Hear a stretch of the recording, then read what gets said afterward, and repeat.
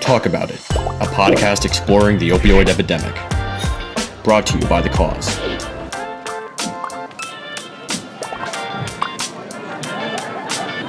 Listen wherever you get your podcasts.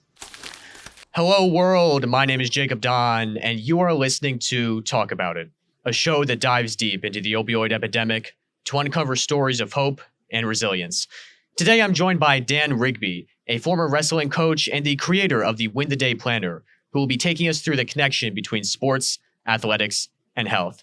Dan, it's such a great day today, and I'm really excited to dive right in to this interview. How are you doing today? I'm doing great, Jacob. Thanks for having me, man. I couldn't be more excited to jump on here and talk about this extremely important issue, and I'm stoked to be here. Thanks for having me. Absolutely. For our viewers at home, could you please introduce yourself and tell us a few words about you and your background? Yeah, so my name's Dan Rigby. I am the owner and founder of Win the Day Planner. But beyond that, I was a wrestling coach for a long time. I was a teacher for a long time. I was a PE teacher and a special education teacher. Both of those things have kind of helped me prepare for this life of Win the Day that I'm living now. And really, I say this on a regular basis. My goal is to set out and help people become the best versions of themselves. And the cool thing about that is I'm not only helping other people become the best version of themselves, but it's an accountability measure for me too. If I'm helping other people be better, I have to lead and live that same lifestyle. So that's kind of the journey that I'm on. It's kind of what I do on a regular basis. And it's the most fulfilling thing that I could ask for. So as I mentioned in the introduction, you are the creator of the Win the Day Planner, which is something that I, as I'm sure many others, have never heard about before. We're all familiar with different general planners or journals, but could you please tell us what is the Win the Day Planner and how did you come to the process of creating it?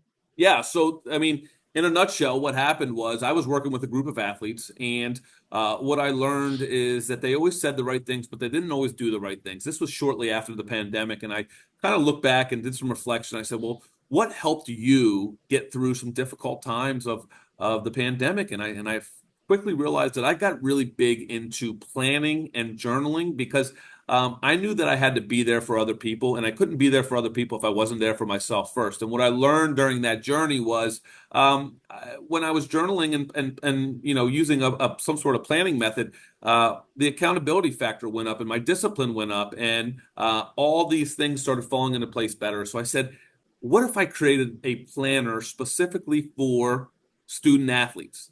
Time management's an issue, pressure is an issue, performance anxieties are issues. What if I created something for them that could help them through this process?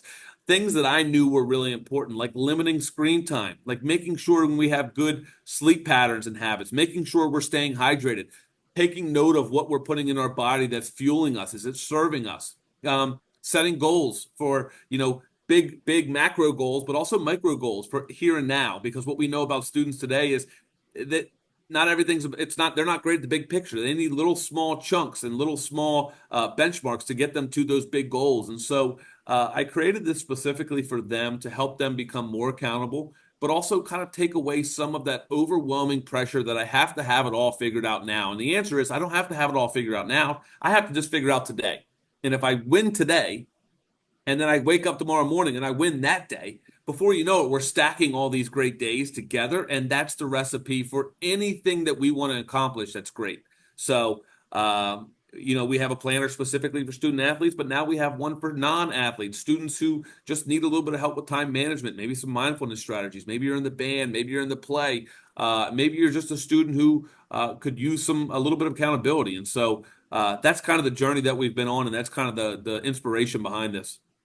So it sounds like the Win the Day Planner isn't just like a typical planner you might buy at a bookstore where it just has every day and you write down what your tasks and your goals. It sounds like there's a lot of measures and goals related to lifestyle and wellness and health. I'm just curious, could you elaborate more on what those built-in metrics are, as well as why did you include those specific metrics and why did you basically choose those? Yeah, so we believed it was important to have a daily planner part, right? So we have a daily page, which is Win the Day, but then we also have a weekly page, which is called Win the Week. We believe that Win the Week, it should be used by your team or by yourself on a Sunday to kind of set your intentions for the week. what do I have coming up? So we have a week-long planner. What do I have coming up? I have a test on Tuesday. I have a game on Wednesday. I have a dentist appointment on Thursday. It just gives you a little bit of peace and vision for what's coming up. It also has a grade tracker. So every week we ask students to put their grades in. It's not rocket science, but if you are tracking your grades every week, it's going to be a lot more difficult for you to get behind, right? We have a focus word each week that we believe is really important, because that could be the word of the week. It could be the word of the month. It could be the word of the whole year. Maybe there's something that you just want to give particular attention to. And so writing that down on a daily basis is really important. But then you get into the daily planner, and it's one of the things that we found to be really important is gratitude, writing down what you're grateful for every single day. And for some folks, it's really hard to do. But when it becomes part of your practice, before you know it, you start realizing that there are lots of things that you can be grateful for. And we know that it's impossible to be negative and grateful at the same time. I talked about this earlier, tracking your social media time and limiting it, or setting goals for yourself. I was on social media for 3 hours yesterday. I need to try to make it an hour and a half today. Your sleep patterns, right? A lot of times I would talk to students about how much sleep are we getting, and they don't know, because the reality is they're not intentional about having a routine and a sleep pattern. But what happens is, once we see that there's a bad pattern, then it gives us the door to open and say, you're only sleeping for 6 hours a day. How can we make that better? How can we increase that time? How can we start implementing some goals for you, some pre-sleep routine to make that better? So, all of those factors we know make it easier for students to be successful in the classroom, to be successful on the playing field, to be successful in the community. And at the end of the day, that's what we want and win the day. We don't want just great athletes. We want great athletes who are also great students and great human beings. We say this on a regular basis. Maybe less than 5% will ever go on and play after high school again, but 100% will go on and be great human beings, and that's our goal. That's what we want. So that's kind of the motivation behind a lot of those things. If someone's listening to this podcast and they hear about the Win the Day Planner and all the benefits and features that it offers, how can they purchase it? Do you sell them in bookstores or online? How can someone obtain the Win the Day Planner? Yeah, so right now we're completely based out of our website, winthedayplanner.com, and on Amazon. We have all of our editions listed in both places. But in addition to the planners being sold on the website, we also have a plethora of free resources for people. We have a YouTube playlist that talks at length about a couple different things. Number one, mental health. Number two, peak performance strategies. Number three, sleep and nutrition. And so those are available for anybody, anytime, whether or not they're a member of the Win the Day community.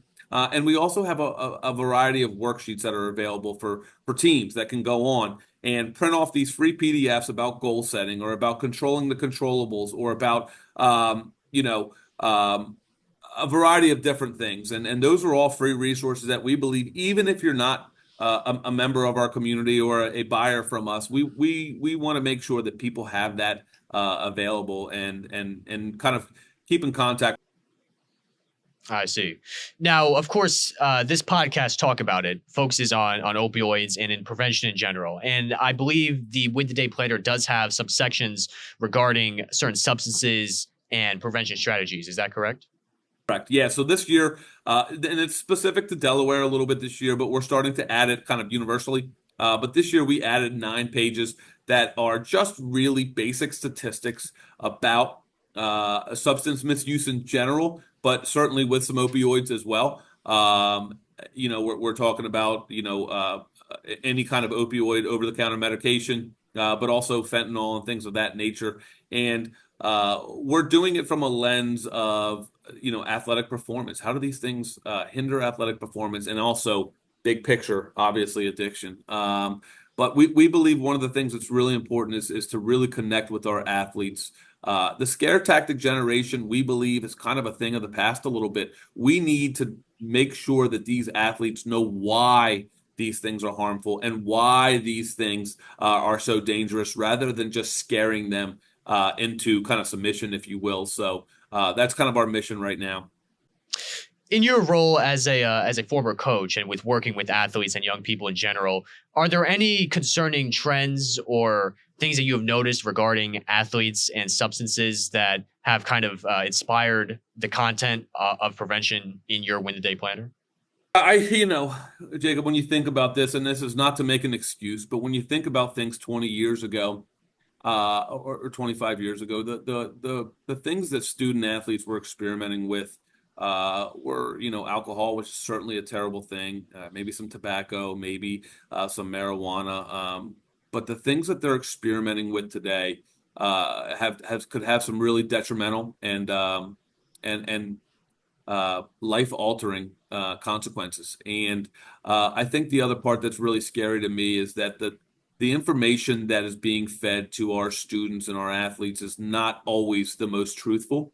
And so I'm concerned that a lot of our student athletes that are vaping and getting vapes that are not vaping is obviously terrible, but getting vapes that are purchased from like a non-regulated type setting that you really have no idea what that's being filled with is a really scary thing. Like the days of people being a little more cautious and less trusting, I think those days have kind of gone out the window, and that's a really concerning trend for me.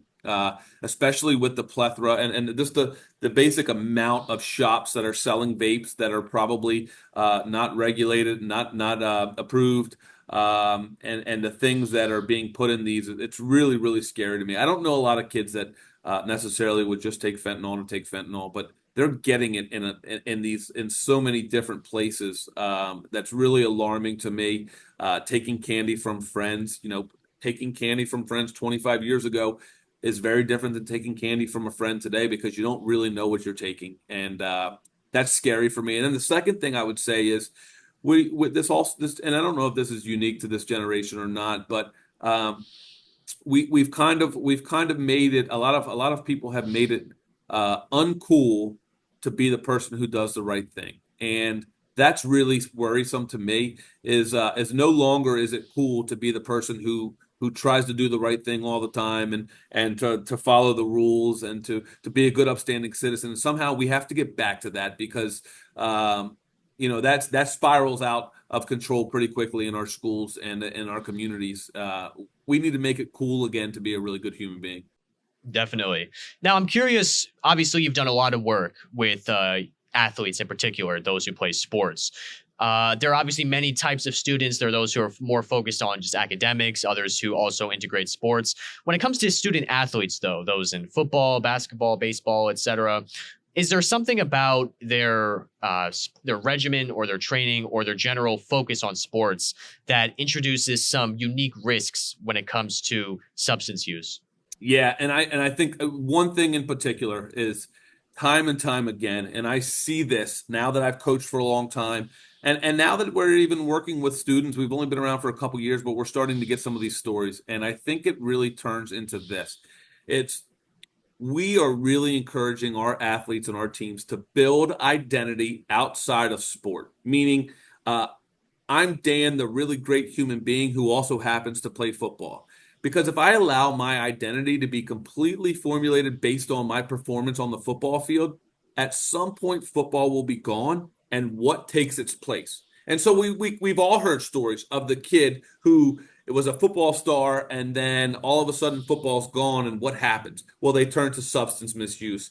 They turn to other forms of drugs or other reckless behaviors because they don't really have an identity outside of that thing that they did. And when that thing that they did is gone, they have to form another identity, or they slip into a little bit of an identity crisis and they start to deal with some depression and anxiety and things of that nature, and they turn to substances. So to be honest with you, that's a major trend right now in the high school world, and even more so the collegiate world, is helping athletes identify who they are as a human being.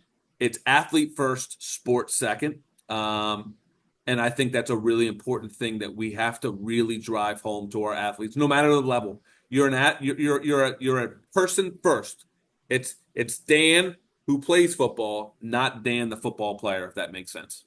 Absolutely, yeah. And, personally speaking, I really love what you said about emphasizing your character and your integrity first over whatever sport you play. Because it is true, obviously, that even if you're a varsity star today, at some point, you're not going to be able to play football or basketball or whatever sport you enjoy in the future. But with all this talk about sports and athletics, I want to dive into your career as a coach in general. So before we dive into it, I'd like to kind of set a baseline. Could you tell us a little bit about your overall career in sports, from your roles as a wrestling coach to working with athletes in general, spanning back over the years? Yeah, so to be honest with you, Jacob, I come from a family full of wrestlers and really high achieving wrestlers, and so I had this kind of pressure on me, even though it was self-induced. My dad and my uncles never put pressure on me to wrestle, but it was still there, right? And so I loved wrestling and I loved what I did, but I always had this overwhelming sense of pressure. And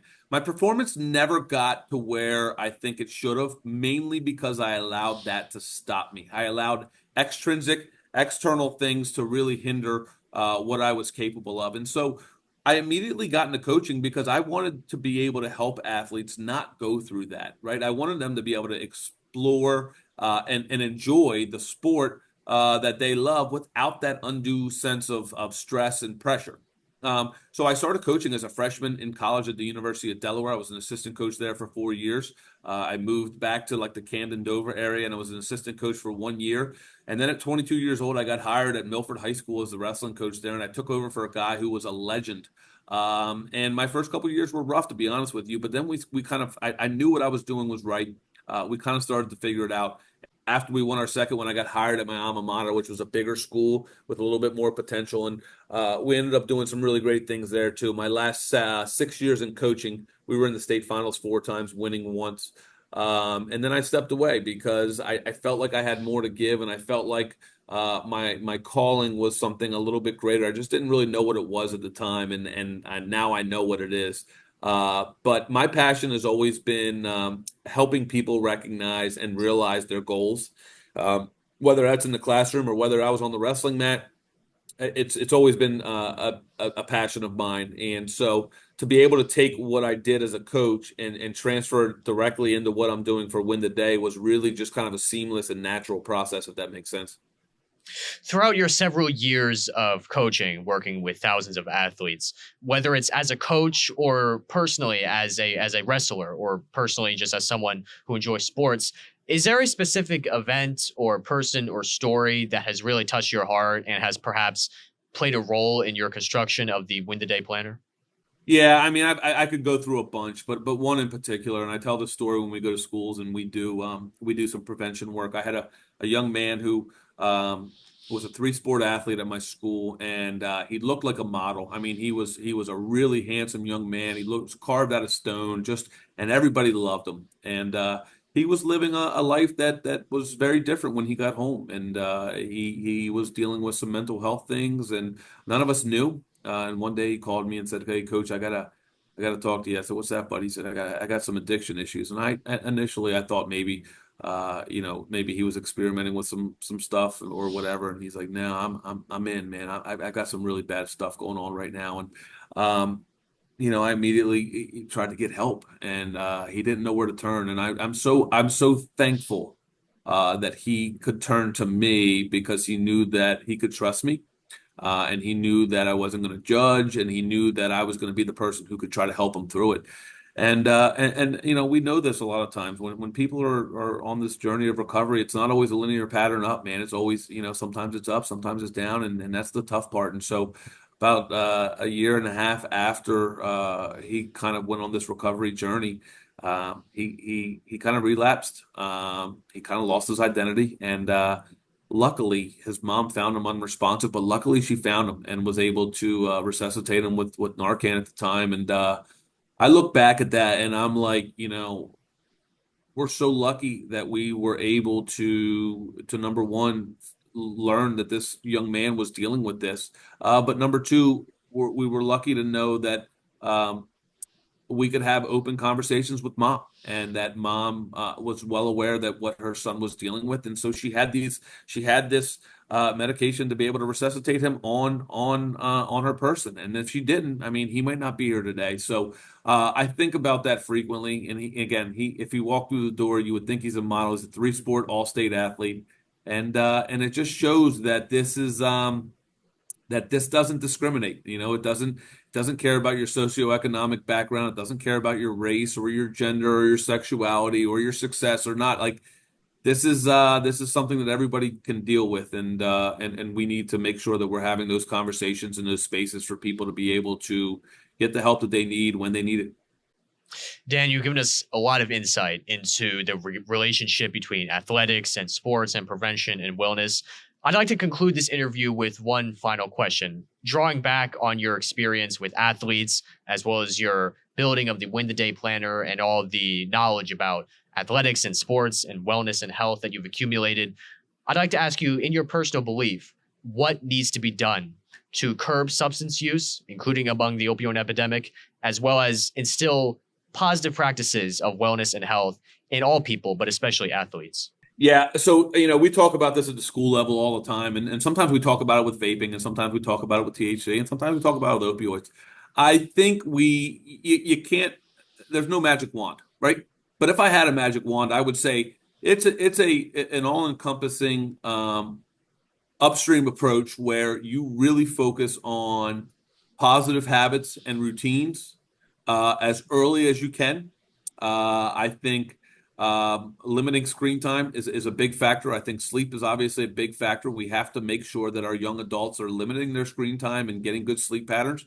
I think we also have to always teach people first, right? And we have to help create identity that you're a human being first and what you do second. So I would, it's cliche to say this, but I don't think there's a shoe fits all. I think we have to really get early on these young adults and teach healthy habits and healthy routines and overall personal wellness that might include mindfulness strategies and physical wellness and emotional wellness. And it can't just be one, right? It's gotta be it all. I think as a nation, we just have to find a way to become healthy again in all aspects, emotionally, mentally, physically. And, I think we've really kind of fallen off a little bit here. And I'm not sure that the things that we've been doing are necessarily super successful. So, I think if anybody had a magic wand, they would certainly use it. But I think that's really what we have to do is we have to try to build that resilience early. So when these temptations do come, and they will come, we have some strategies and some grit to be able to know that this is not for us. Absolutely. Dan, thank you so much for all the wisdom and understanding you've given us regarding your work in athletics and sports and prevention today. For our viewers at home, that was Dan Rigby, the creator of the Win the Day Planner, as well as a former coach. My name is Jacob Don, and we'll see you next time on Talk About It. Listen to Talk About It and other podcasts from The Cause on all major podcast platforms.